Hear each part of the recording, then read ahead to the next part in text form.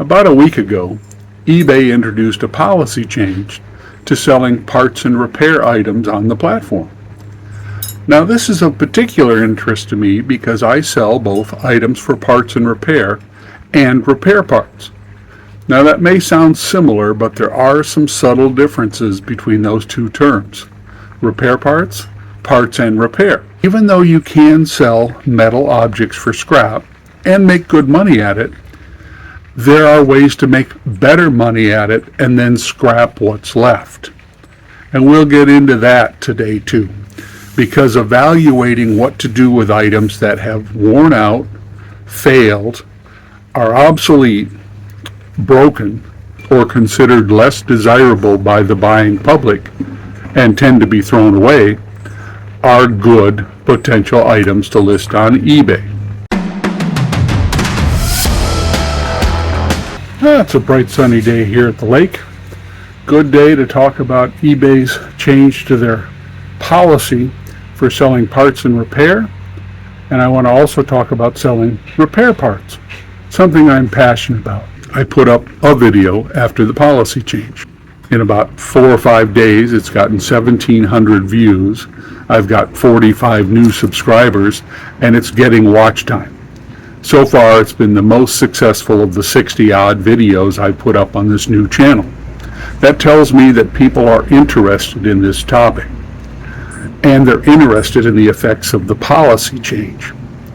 So I decided to make this video because I want to expand and follow up on the topic.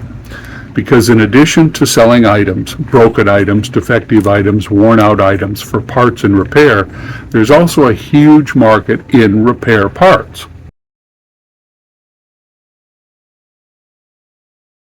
Those two terms can overlap, and we're going to get into that in more detail. I brought up a few examples. I'll use some of the screenshots to take a look at some that I've sold recently, and I have some other videos in the playlist that touch on these topics, both buying repair parts at commercial auctions, parting out items to sell in the parts and repair category, and the process that goes on, at least in my head, when I deal with parts and repair parts. Now, this is a wide spectrum.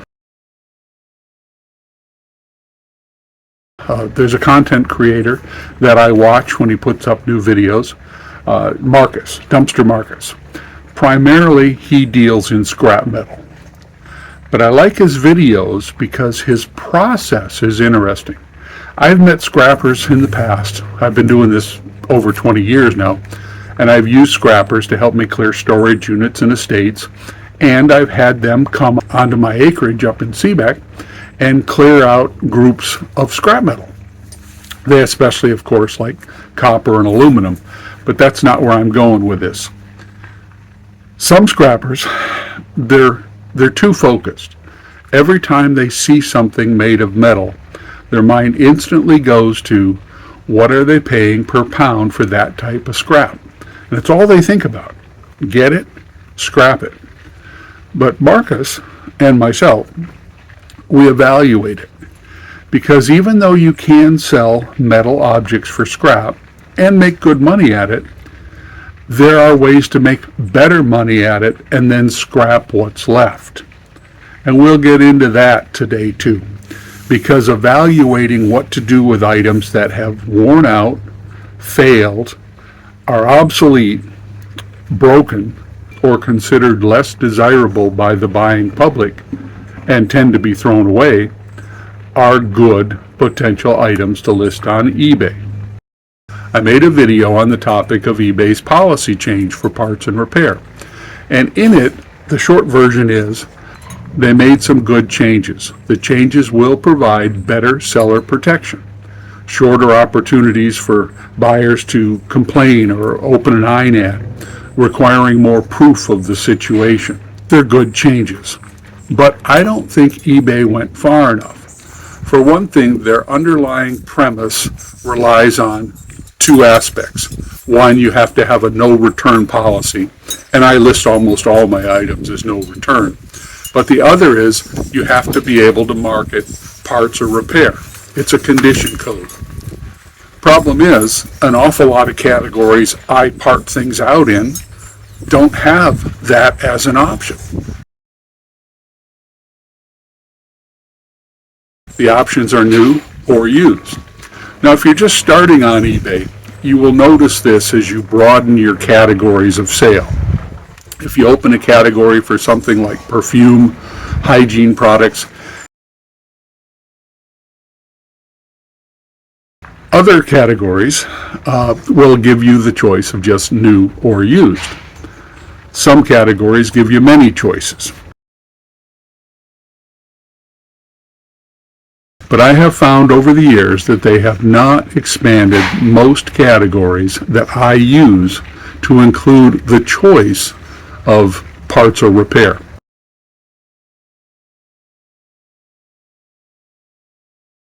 And that causes a problem right from the onset, because if the choice isn't there to tag, you don't get the protection of the policy change.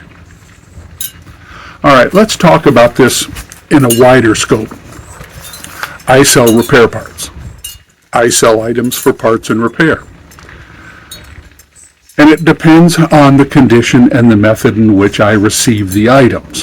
Whichever category of item condition code you have, you're going to have to make a key decision as to what to call that condition. New open box, used, parts and repair. They're all good choices.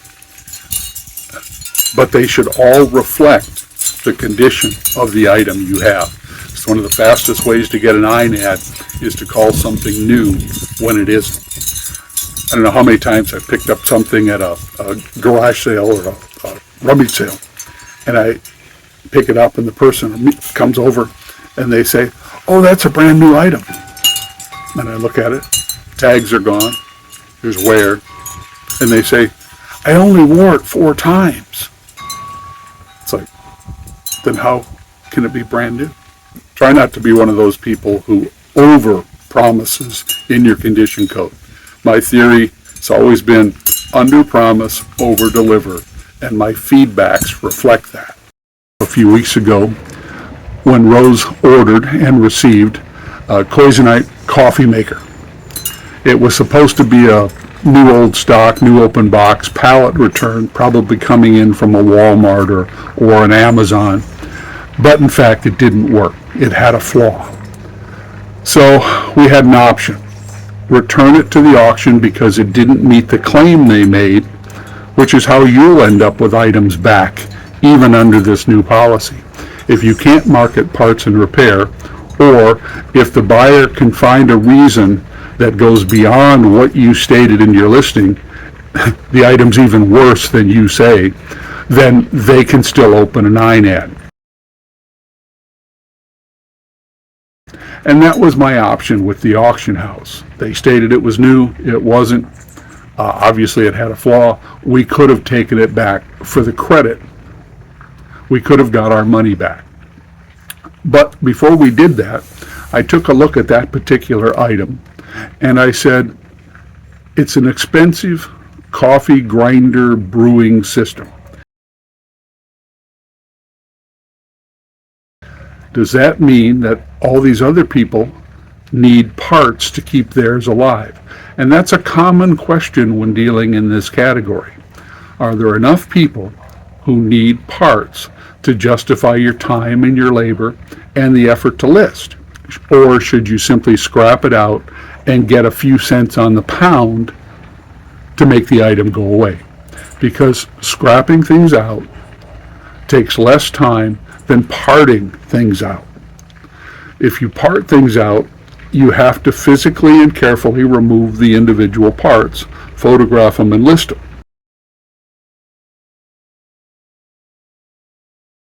If you scrap it out, you just chuck it in the back of the truck along with another big pile. You drive it over to the local scrapyard. Depending on the operation, they may pay you or they may take it for free to make it go away, and then they sell it to other users by the pound. Find out what's available in your area because it does affect your overall decision process. So as an example today, I brought up some parts. These are all commercial repair parts.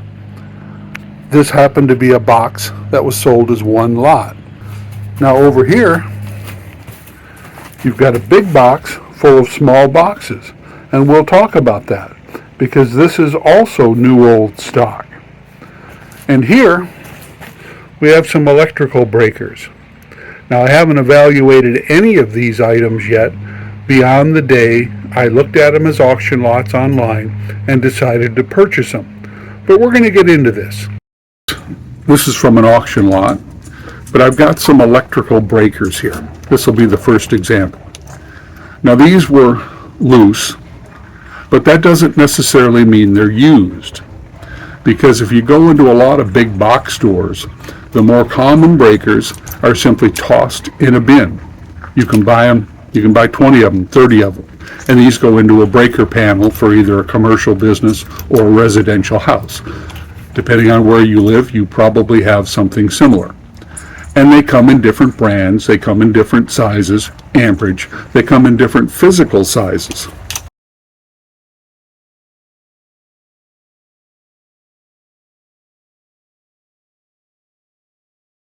This happens to be a square D.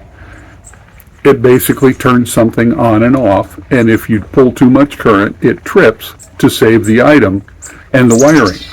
Okay? It's like a fuse, except it's repeatable. This one's a double. It has two connections. All right? If we look here, this one's by a company called ABB, and it's a bigger one. It's 45 amps. This one's a triple. You'll notice it has 3 places to connect wires. Look at these, and we put the number right off the labels, right off the items, into an eBay search. We start to see the kind of value. I'll pop up a couple of screenshots for these 3 particular examples. But keep in mind that these 3 were part of a larger group, a box full, that I probably paid $15 or $20 for. So even though these are the asking prices rather than the sold comps, I just wanted to give you a quick idea of what repair parts like this in new old stock condition are worth. Now you can see in this photo here, this was a larger group, so he bought a package of them. But often they're just in bins at Home Depot and Lowe's or electrical parts stores, loose like this. This one's also by ABB. And these serve different purposes, but in general, the larger the amperage, or the more gangs you have here, the more valuable the item is. Some brands are worth more than others. But when I get these in, sometimes I'm getting the whole panel. And some of these panels can be 2-3 feet long, which means they're awkward to ship. Or they may have been damaged. It could be a new item damaged in freight. When you go to commercial auctions, you'll see these. Somebody dropped it, put a forklift through it, somehow disrupted the packaging. You can see the tears, you can see the crushed corner, and they can't be sold as new. And here's where the opportunity comes in. If you know a little bit about the product or you're willing to learn, you can take that dented cover off. You can open up that box that's been torn, and you can inspect it, and you evaluate it. Is it intact? Could I sell it as this new open box? And if so, if it's big, do I want to ship it? Would I lose all my money in shipping it? Do I want to lose the space on my storage shelves to store a long-tailed item that might be huge? Or should I simply harvest the new breakers? And this is where some of the issues about parts and repair come in. If the item arrived as a bigger unit and you're going to sell just a piece of it, should you put it in the category of parts and repair? Because you're competing against people who are calling it new. Because if this has never been installed, it is in fact a new item. But it may be a new item with a little bit of shelf wear. And this is where the notes that you include in your listing are important. You can have a new item, and if it never was in a package, it can show some wear. its label might be rubbed a little bit. It may have a nick in the corner. But if it doesn't affect operation, can you call it new? Well, I tend to call these new open box and then describe it, because if you go from a category, if you move off of the new condition code to any other, you start your draft listing from a comparable or from one of your own items, and it happened to be a new item, the word new will appear under condition. But if you click on this, you can see that other choices will appear. And if you pick anything other than new, a box will open and you can type the condition. It opens a place where you can describe the condition better. You can be specific. You can say harvested from a panel. You can say removed from service. You can say never installed, never used, shelfware. And you can more accurately describe the condition. Now with these particular items, and I sell a lot of breakers, I look at the contacts. I look at the clues. Has this screw ever been turned? Is there a clipped wire underneath it, right? Or is this an unused product that doesn't happen to be packaged? And then you simply have to decide, and usually this is with a comp search. You search for this item, and if everybody else is selling it in a plastic clamshell or a bubble blister pack, and yours is loose, then you should call it new open box or new other.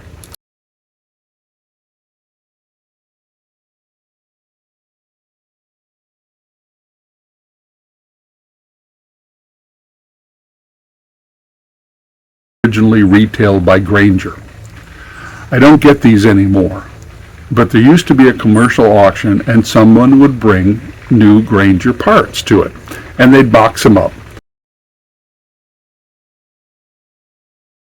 And I would evaluate them, because the great thing about Grainger parts is they've all got a Grainger part number on them.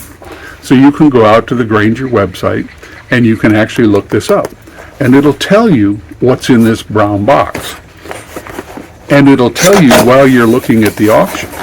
Because if you can see the numbers and you can identify those, you can now find out what this is. All right, to me this looks like a pressure switch for a well pump. But let's see, and you notice there's no other label than a Grainger number. This item, it says it's a Condor MDR 11, but you may not know what that is. It doesn't matter, because with that number on the label and a Grainger website, you can go out and decide what is this worth. Grainger website. You get to it with your search and just type in Grainger. And let's put in this particular part number. 3 Echo Yankee Tango 3. And it says it's a Condor pressure switch, 25 to 160 psi on off. All right, there it is. And underneath you can see that their price is $22.79 plus shipping. And here are all the specs, so everything you could possibly want to know to add in to the item description. And here it actually tells you what it is. Air and pressure systems. Air compressors, water pumps, HVACs. Like I say, I've seen them on well pump systems for rural areas. I've used them. If there's enough time between when the auction comes online for bidding and when it closes, you have your research time. And you can find out, what is this worth? Well, you may find out that on the secondary market like eBay, it may only be worth $10. So, is this part worth selling for $10 if you've got to pay eBay their fees and you've got to take the time to list it? Well, that may be or maybe not. But remember, I didn't buy this part by itself. I bought a box full of parts. And what I normally do when I'm researching, for instance, the next two. There are two identical parts. So now I'm looking at a multi-quantity listing. So I got two parts, but my listing time is just cut in half. These actually have a little more information. These say they're Dayton parts. Again, they have a Grainger number. But it says it's for use with valves. Okay, doesn't tell us much more than that. But the Grainger number will. And we'll look a couple of these up so I can show you what I'm talking about when I'm sitting in front of the computer. The other end happens to be open. So in here is the part. It's a kit. It's some kind of repair kit. It's new, it's sealed, it's unused, and better yet, here's a whole set of instructions telling us what this does. This is a general purpose solenoid valve, and it's a repair kit for it. Shows you what the valve is this would go to. So, is this a parts and repair item? No, this is a new boxed item that is a repair part. I think you're starting to probably see where I'm going with this. You want to give your items the best condition code you can substantiate, because you don't want to be selling new parts in the category of parts and repair when other people are selling them as new. Now, it looks like this box is awful big. When I check this part number, I better make sure that the valve itself wasn't supposed to be in this box, because it's entirely possible that what I have here is a mostly empty box of kit and no valve. And that does happen. It's just like I was commenting to someone. This video that I posted 4 or 5 days ago on the topic has not only garnered the most views and watch time of any of my videos, it's garnered the most comments. And some of them are great comments. Now here is a part similar to the two boxes I'm holding. The one I have is a 2D AA6, and on the screen you see a 2D AA5. The AA6 did not come up in the Grainger search, so it may be a discontinued kit. But I opened it up, I compared it to what you see here, and I have similar parts plus the instructions. Now look at this amount, $62.46 plus shipping for this little kit. And I've got 2 of them. So I'll do a little more research, I'll check eBay, and I'll see whether the 2D AA6 is as valuable before I list it. But that's pretty good return considering I bought this whole box of parts for probably $20, $25. What I found on eBay.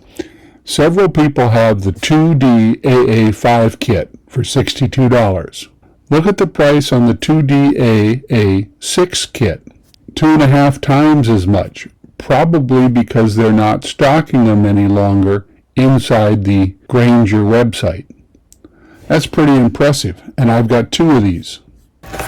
Now, when I open this type of boxes, I like to slip something like a ruler or a knife blade in here so I don't tear up the packaging to pop them open.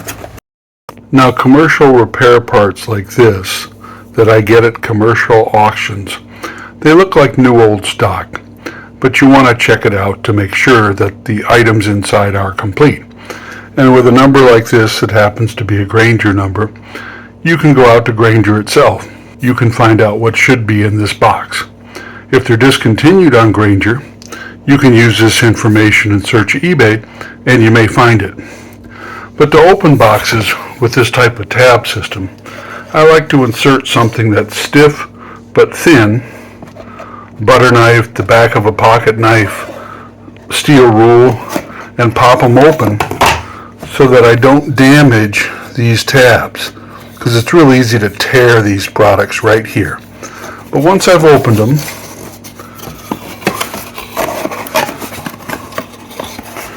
and we'll check this one to make sure the contents are correct. One thing you can do if you're worried about people ordering your kits, your repair kits, and then taking little parts out and then wanting to return them, is you can get seals off of sites like eBay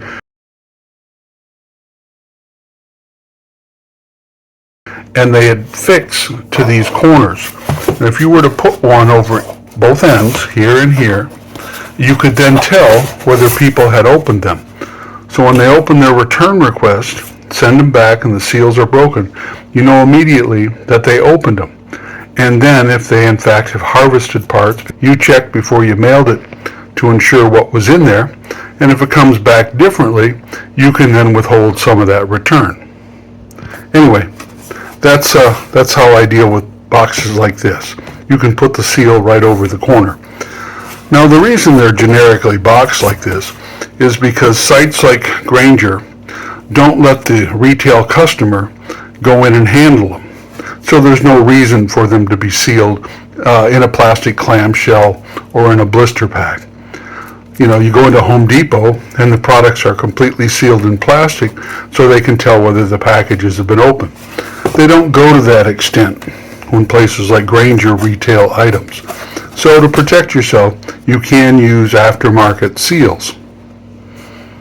And they say things like void, or they have a serial number. I once received some new boxes of Skechers. I like Skechers. Great brand, sells well, and I got a few pair in an auction lot. Well, when I opened it up to photograph it, it turns out they were about a half size different. Same shoe, never been worn, but when they were tried on at the store, they probably got reboxed in different boxes. Now, it's possible that the buyer had two different size feet and did it intentionally. More than likely, there were just probably a half a dozen different boxes out, and they were trying on different sizes. And when somebody put them away and put them back on the shelf, he ended up with two. Luckily, they were a left and a right. But I've also received boxes with two lefts. And there aren't many people with two left feet. But there are people with only 1 foot. The diabetes count is way up in this country. The number of returning servicemen who have lost a foot or a leg, way up.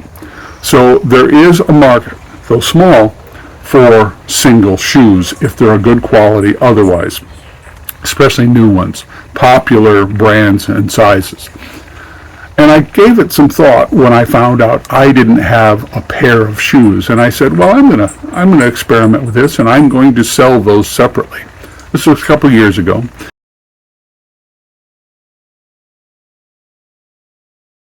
Now, going back to the comment I received, I made sure when I did the original listing, I indicated in several places they were getting a single shoe.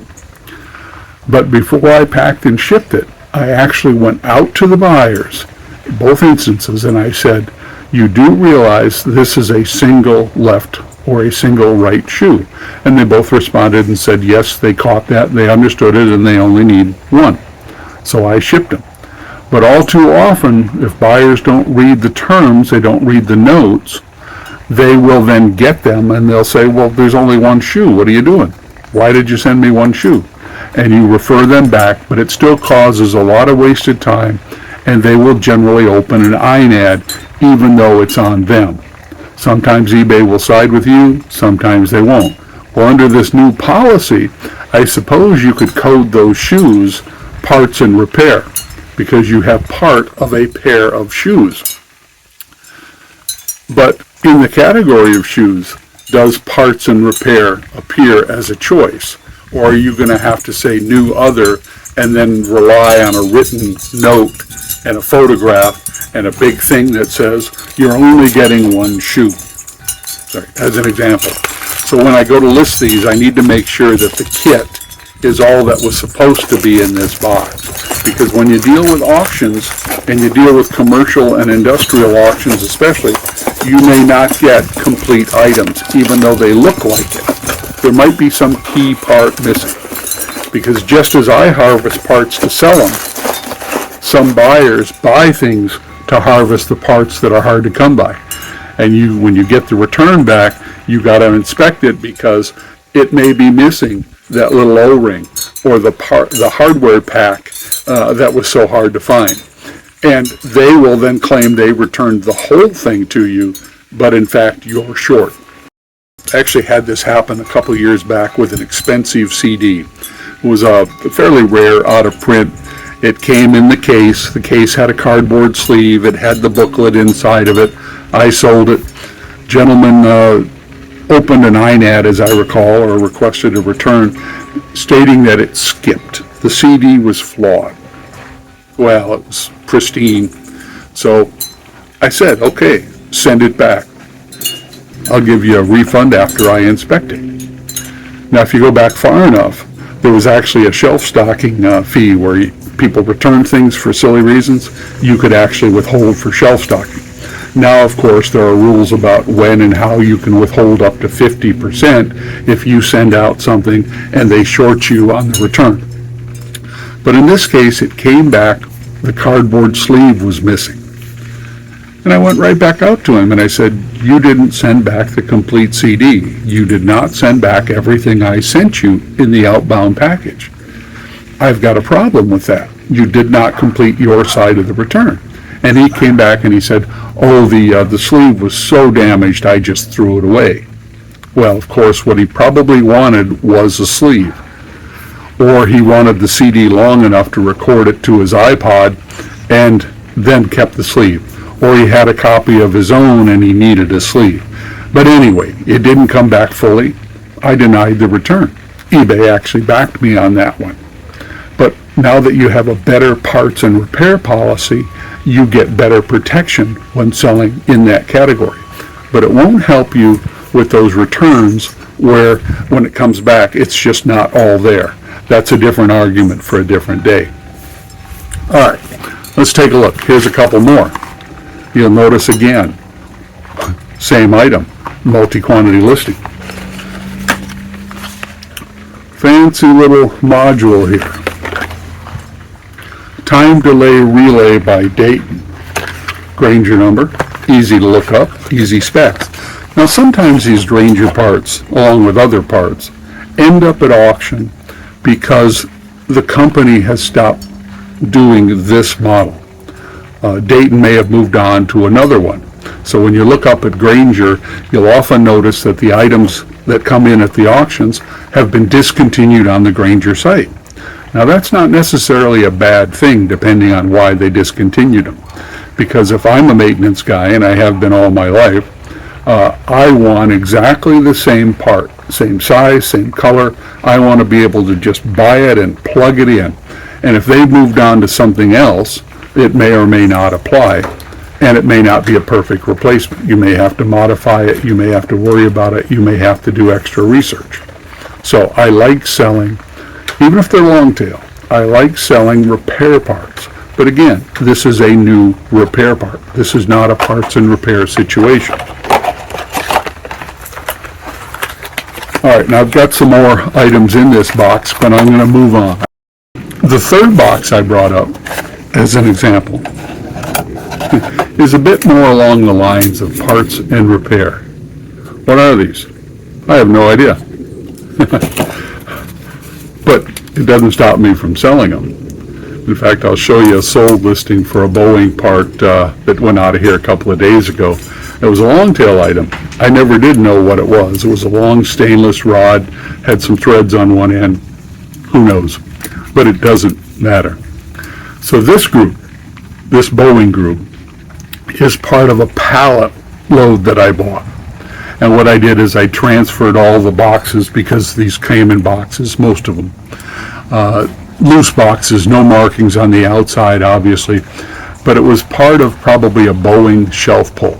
When they were done building however many models of that particular airplane they needed, they didn't need the extra parts. Sometimes they ship them over into their service or maintenance organization. Sometimes they just surplus them. So, interestingly enough, these boxes have little tags on the inside, because these probably sat on a shelf in a Boeing storeroom for years. And this one says,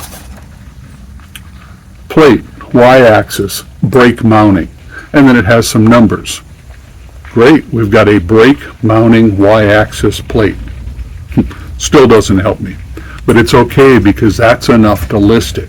And if I get some keywords in there in the title like Boeing, Aerospace, replacement part, repair part, eventually these will probably sell. There may even be some up on eBay already. I gave it a try. I typed in the nomenclature minus the specific part number and tried Boeing aircraft brake mounting y-axis plate replacement part. And you'll see there's a whole bunch of Boeing parts listed up on eBay. Nothing in the way of my part. But that's okay. That's usually what happens with these Boeing parts.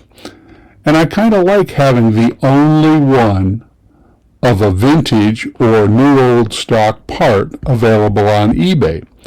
Because in a way, I can pretty much look at it, check its condition, and determine the price for the part. Look at this one, $743. Now that's a little, this is probably a little more common at $15 or $24, but you can see that some of these aircraft parts are extremely valuable. And there's a very limited supply of them out on the secondary market. Unlike the Grainger numbers, if they're common items, they will pop right up because Grainger has its own eBay online store. I think they call it Zorro, and they sell their own surplus parts. These, of course, Boeing doesn't dump its parts that I know of right from the factory onto eBay. But aerospace parts are expensive, just like parts for trains and sports cars and any high-end item. The parts that go into those high-end items are expensive. The other day, Rose and I were cleaning out my office, and we found a box, and there was a box of empty boxes. iPhone boxes, iPad boxes, and there was a Tudor watch box in there. Empty, but the inserts were there, and I'll show you. Rose listed it. The value of that empty packaging for a Tudor watch exceeded $100. No watch. So I put that up. I put it up just before the change in this policy about parts and repair. So I put it up as used and described the condition, what was included. I should go back through there now, which ties into a comment that another one of my viewers made. If it's there, should I change this Tudor box from used to parts and repair?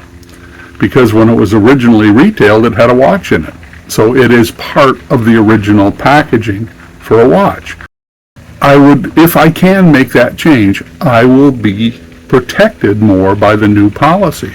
A buyer can't get it and then say, well, it's not what you said it was, because it is exactly what I said it was.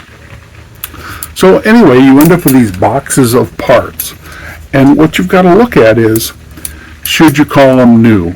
Well, in this case, obviously they've sat around a while. They were never installed, they were never used, but they're not pristine, and they're not in protective packaging.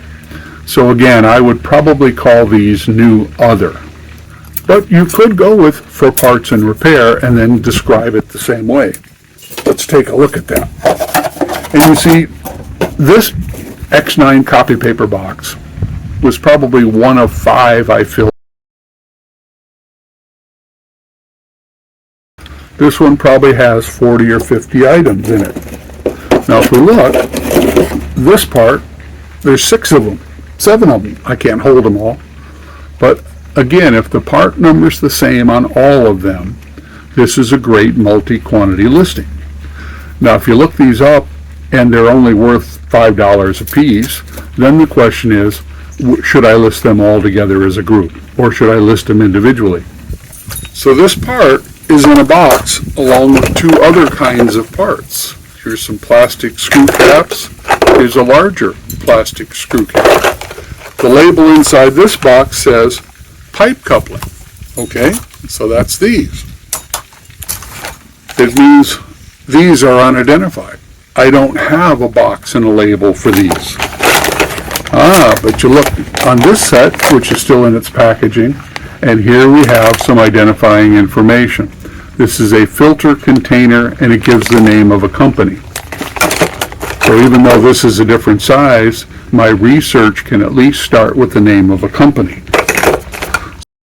Whenever a friend or a relative or a neighbor comes to me and says, or we're having a talk, and he says, yeah, help me throw this in my truck, I'm going to get rid of it. I'm going to take it to the dump. I look at the item. I evaluate it. Is there something on that broken item that I can sell on eBay? And if so, I may ask him to put it in my truck, and then I'll take it apart and then scrap out the rest of it. Because like Dumpster Marcus, as soon as you're done harvesting the parts you want to put up on a site like eBay, the rest can go to scrap. Because it's rare that scrap metal by weight ever pays you more than the value of that item as a repair part. This is fun. I'm enjoying this. Hope you are too. Little red knobs. I've got a box of little red knobs. This box of little red knobs, however, has no label. Now, as I do these, and it's normally why I do them a box full at a time, it's very possible that the label simply came off. It is laying in one of these other boxes.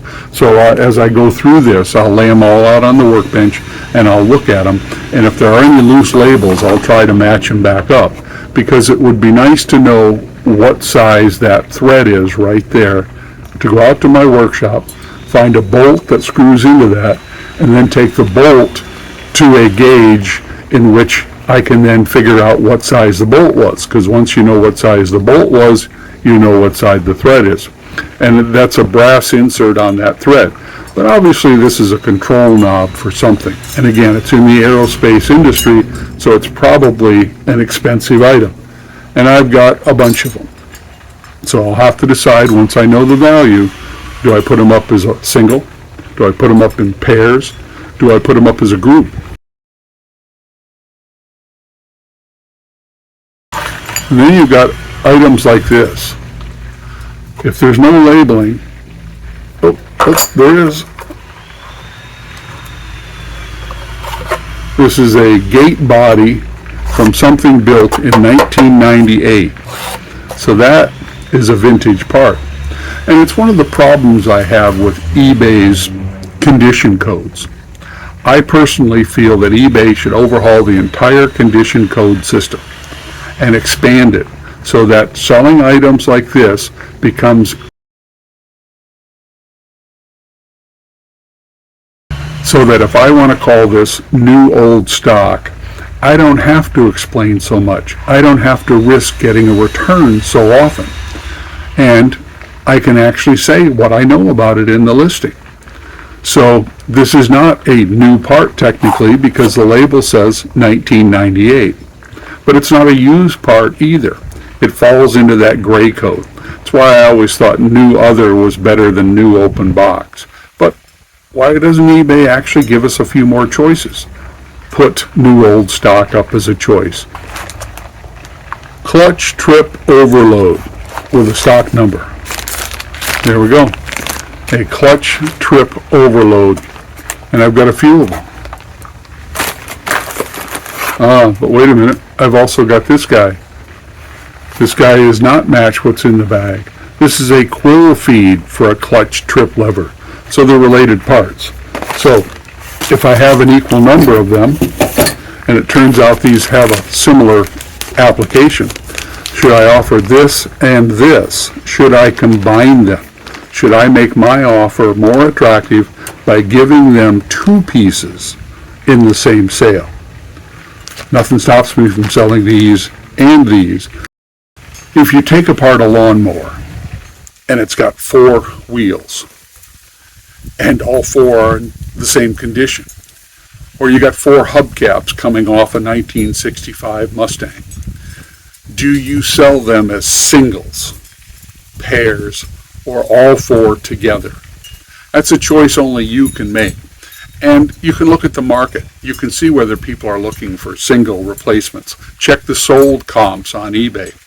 I've got a lawnmower to deal with, in fact. Rose's self-drive push mower that she uses at Agate. They put a plastic gear in there against a metal gear, and of course over time, and it's an old mower, the metal gear just wore the plastic gear out, period. Well, I looked at it. In fact, I've got some video footage around. I looked at that. I took it apart. The cost to replace that nylon gear is over $100. That's just for the part, because you got to buy the whole drive mechanism. It's not worth doing for an old mower. But the engine runs fine. So I'm faced with a choice.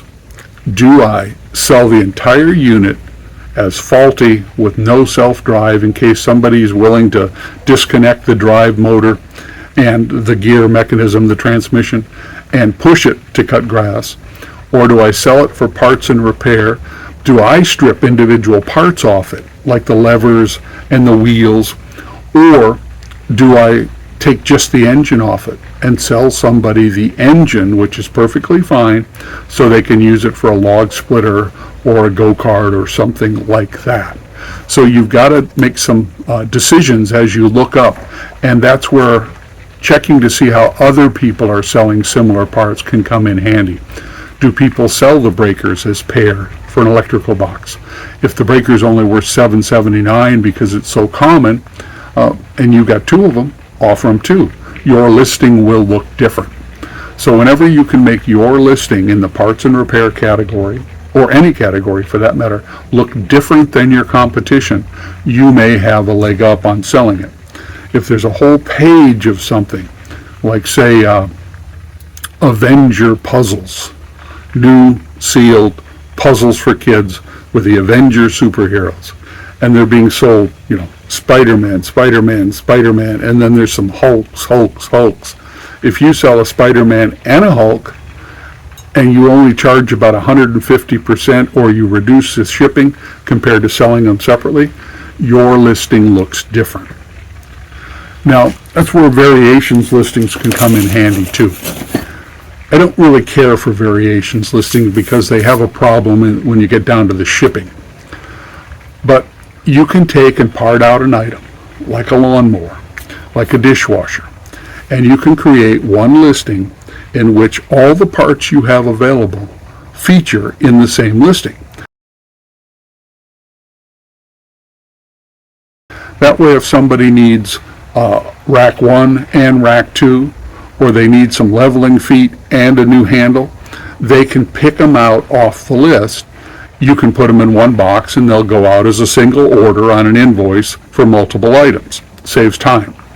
It also means while they're looking at your list of parts, they may decide to order an extra one. That's an uptick. Upselling is good. Problem is, when you get down to the shipping section of the way eBay has the variations set up, you can't say $12 to ship the rack, $6 to ship a leveling foot. You don't have the choice of putting in individual shipping costs for the different parts. It's almost like whoever set it up was thinking about things like shirts. If you buy a small, you buy a medium, no problem because they weigh about the same. They'll go out in a package. It doesn't cost any more to ship the small than it does the medium. Well, it's not that way when you deal with repair parts. There can be a drastic difference.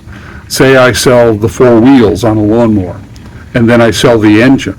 Well, that engine is going to have to go out via FedEx in a crate or a heavy-duty box, where the wheels can be dropped in about anything and go out any of the carriers. So unless I'm selling something where each of the individual things in the variation listing is very similar as far as size and weight, I avoid it. I don't like them anyway, but that's a video for a different day. Instead, what I do is I go into my laptop, I make a template, I put in all the basic information that applies to every part. I put in a few reference photos, the unit before I disassembled it, especially if I can show it working, microwave with the digital readouts on so that they know it was a functioning unit. You can even take a video.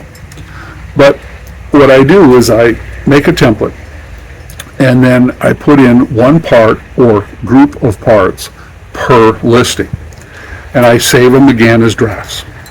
I upload the individual photos that apply to this listing and then that listing and the third listing, and then I go back and I open them up one at a time and I change the details. If it said Maytag, microwave, model this, repair part, and the next one said Maytag, microwave, model this, repair part. And they all say the same thing. So I open them back up one at a time, and I say door handle, I say turntable, I say digital control board, and I just have to add the individual nomenclature for the items that are included in that listing. But what I will also do down in the item description, though we know that they're not always read, I will put a plug in that says, see our eBay store for other components for this model microwave. And that way you may be able to pick up multiple sales. It can happen. It can happen. So with the policy changes for parts and repair, sellers have better protection than they ever used to. But like I said in the earlier video, I don't think they went far enough. I believe they need to fix the underlying condition code issues. It doesn't help if parts and repair exists with better protection if it doesn't exist in the categories you want to use. When I'm using the new policy for parts and repair and it works out that it's in the category I want to sell something, I still put my condition notes in the item description and where it's applicable of the item specifics. Up in the title line, I'll probably start with for parts or read notes. And then as I come down through the item specifics, I look for places where it might say features. You're getting parts from a unit taken out of service. Or I'll say you'll receive the parts indicated or shown. You have to be careful with that one though. If you've included a photo that shows the entire unit, you could get somebody who says, well, you showed a complete unit. So when I get down to the item specific, I'll put a line in that says, you will receive the parts indicated. And then I'll say, photos of the unit, of the label, of the instruction booklet are shown for reference purposes only. You will receive the parts indicated only. And again, 9 times out of 10, that'll be fine. Sometimes you'll get a question for clarification. And occasionally, only occasionally, do you get somebody who says they thought they were getting a complete unit. It's a $200 unit, they paid $995, they want to know where their $200 unit is. Let's talk about repair parts and the term parts and repair, at least on eBay. You can have repair parts that fall into several condition codes. They can be brand new and sealed. They can be new old stock from 5 years, 10 years, 50 years ago. You can sell new old stock. I like military surplus stock that falls into this category because back when I was in the service, you would get your parts and say it was an electric motor. It would be wrapped in waxed paper. It would be hermetically sealed in an envelope. It would be in a foil pouch that the air couldn't get to. If 5 decades passed, because those were the standards for military parts in many cases in those days. I served in the 70s and 80s, and the ammunition we were being given was left over from the Korea or Vietnam War. When we'd go out to the shooting range with our M14s or our 45 caliber pistols, the ammunition we were burning up was from our fathers and our grandfathers' wars, but it was stored at a mil-spec level. So I love selling military surplus parts. And a lot of other parts from industry and commercial are stored and sealed the same way because they know if the lifespan of an aircraft, say a 737, might be 50, 60, 70 years. The repair parts that were originally produced in volume need to be able to survive on the shelf for that same time frame, that lifespan of those units. So it's like picking up something that was made yesterday, even though the manufacturing date says World War II. It's a lot of fun. You can have new old stock, new open box. You can harvest parts, which would put them either in the used category or would put them in the parts and repair category. You might need to say untested, because a lot of times I get parts. Well, for instance, these.